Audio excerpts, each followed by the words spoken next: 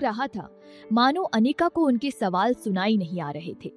वो बस तेजी से आगे बढ़ती जा रही थी। उसने अपनी नजरें नीचे झुका ली और कसकर उन रिपोर्ट्स को अपने हाथ में पकड़ लिया, मानो वो उन्हें छुपाने की कोशिश कर रही थी। वो बहुत घबराई हुई नजर आ रही थी। ये देखकर उन रिपोर्टर्स को अनिका पर और भी ज्यादा शक हो रहा था। साथ ही साथ उनकी बेचैनी भी बढ़ती जा रही थी। हॉस्पिटल के बाहर भीड़ बढ़ती जा रही थी। तभी किसी ने काव्या को धक्का दिया और वो अनिका से जाकर टकराई और अनिका जोर से चिल्लाई। वो लोग भीड़ की उथल पुथल में खोए हुए थे। तभी हवा का एक तेज झोंका और अनिका के हाथ से वो रिपोर्ट्स उड़ गई। मुझे मिल गई, मुझे मिल गई, किसी ने जोर से चीखते हुए कहा। हमें भी दिखाओ। भीड़ देखने के लिए उस रिपोर्ट में क्या था उस इंसान की ओर दौड़ी। उस रिपोर्ट की ओर देखने के बाद सभी लोग अनिका की ओर हैरानियत के साथ देखने लगे। काव्या ने अनिका को संभाला। अनिका बहुत कमजोर और नाजुक नजर आ रही थी। उसके चेहरे पर टेंशन और शर्म साफ साफ नजर आ रही थी।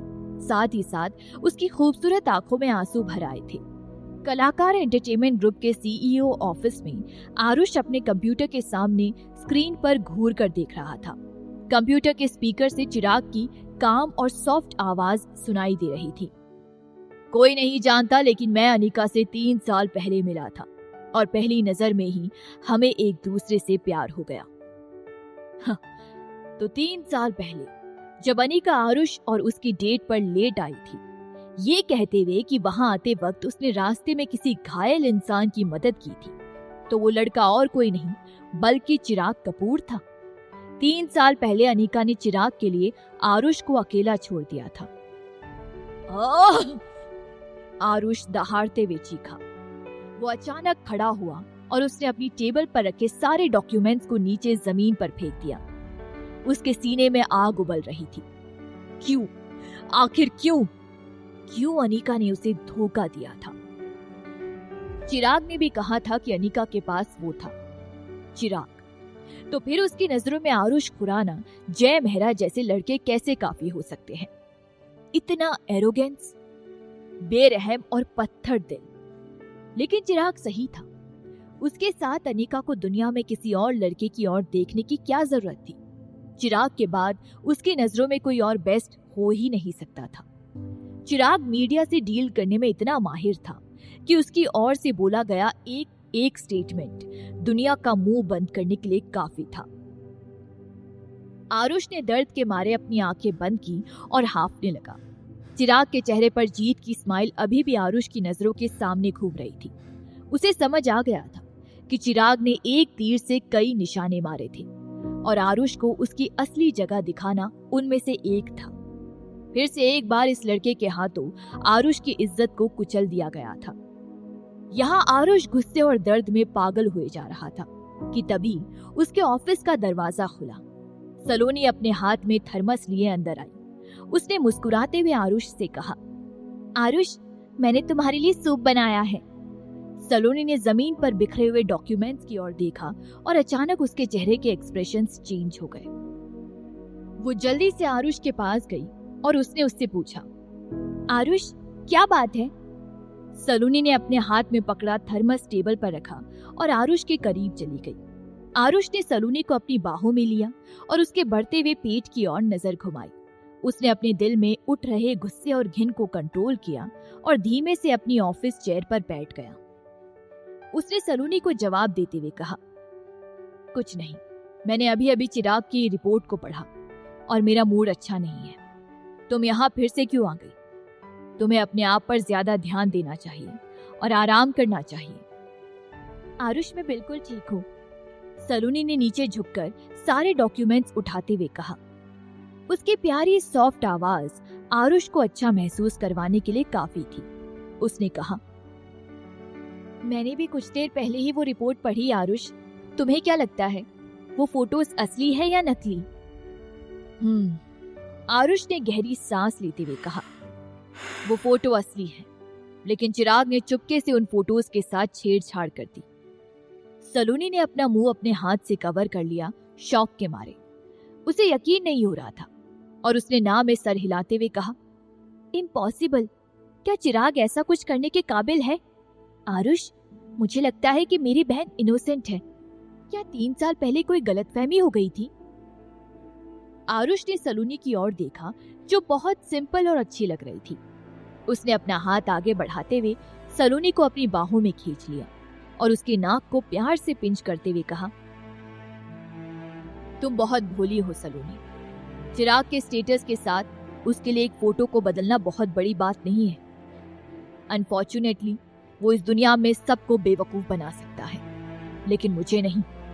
मैं जानता हूं कि 3 साल पहले क्या हुआ था।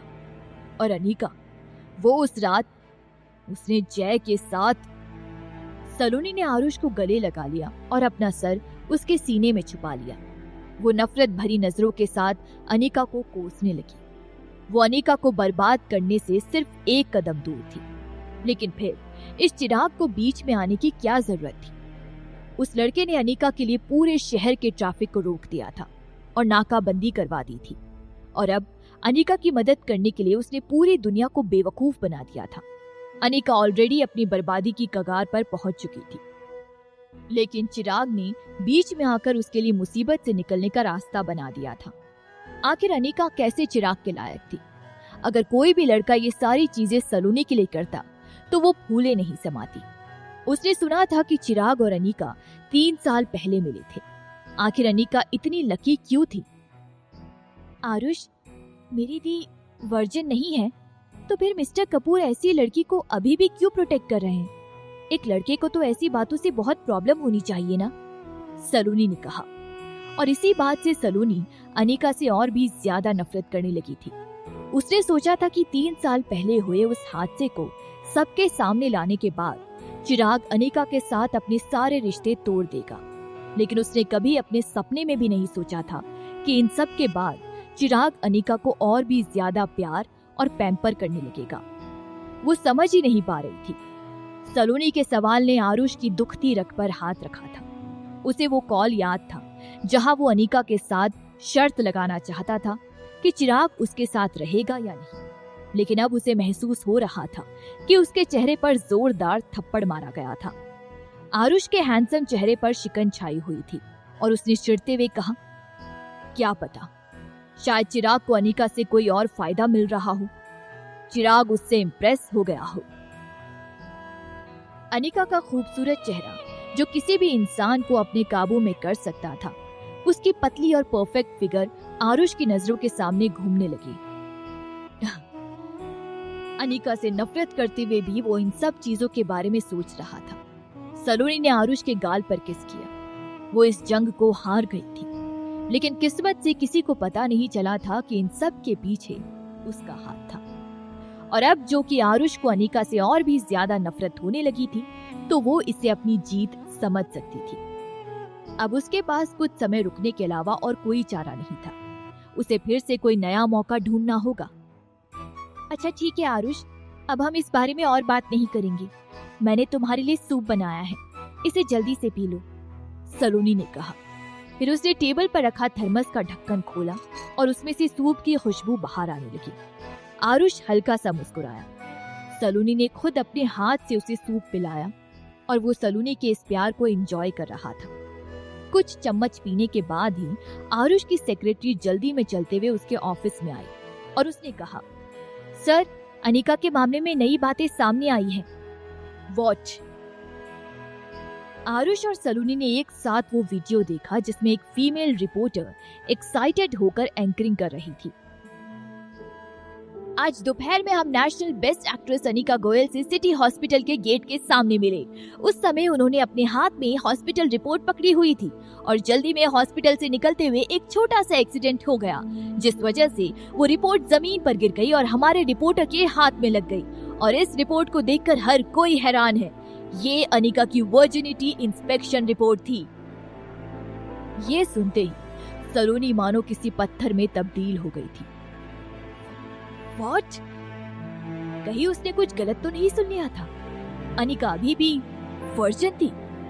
उसी समय आरुष ने सलोनी को अपने से दूर कर दिया। उसकी आंखें बिना पलक झपकाए उस वीडियो पर टिकी हुई थी। ये देखते ही सलोनी का दिल गहरे समंदर में डूब सा गया और वो जानती थी कि आने वाले हालात उसके लिए अच्छे साबित नहीं होने वाले हैं। अगर इस दुनिया में किसी को भी अनिका के वर्जिन होने की फिक्र थी तो वो आरुष था।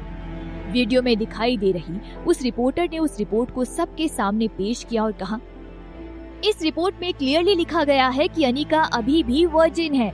इस मामले की तह तक जाने के लिए हमें अनिका की डॉक्टर ममता सहगल से बात की, जो इंडिया की टॉप गायनेकोलॉजिस्ट में से एक है। ये रहा डॉक्टर ममता के साथ हमारा इंटरव्यू। ममता सहगल इंडिया की जानी मानी गायनेकोलॉजिस्ट थी। एंटरटेनमेंट इंडस्ट्री और रिच और पावरफुल फैमिली की सारी औरतें डॉक्टर ममता के पास ही जाती थी जब भी उन्हें हेल्थ रिलेटेड कोई प्रॉब्लम होती थी। डॉक्टर ममता 50 साल की थी, एक्सपीरियंस्ड और शांत, जिनकी मेडिकल इंडस्ट्री में बहुत इज्जत थी। वो एक मशहूर एक्सपर्ट थी। डॉक्टर ममता, जिन्होंने व्हाइट कलर का एप्रन पहना हुआ था, कैमरे की ओर नजर टिकाते हुए बोली, मेरी ये पेशेंट आज दोपहर मेरे पास आई थी, लेकिन इन्होंने ज्यादा कुछ नहीं कहा।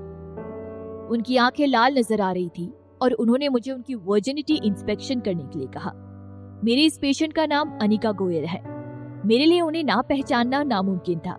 मैंने सुना भी था कि उनके साथ क्या हुआ है, और एक डॉक्टर होने के नाते अगर वो इनोसेंट है तो मैं उन्हें निर्दोष साबित करने में पीछे नहीं हटूंगी।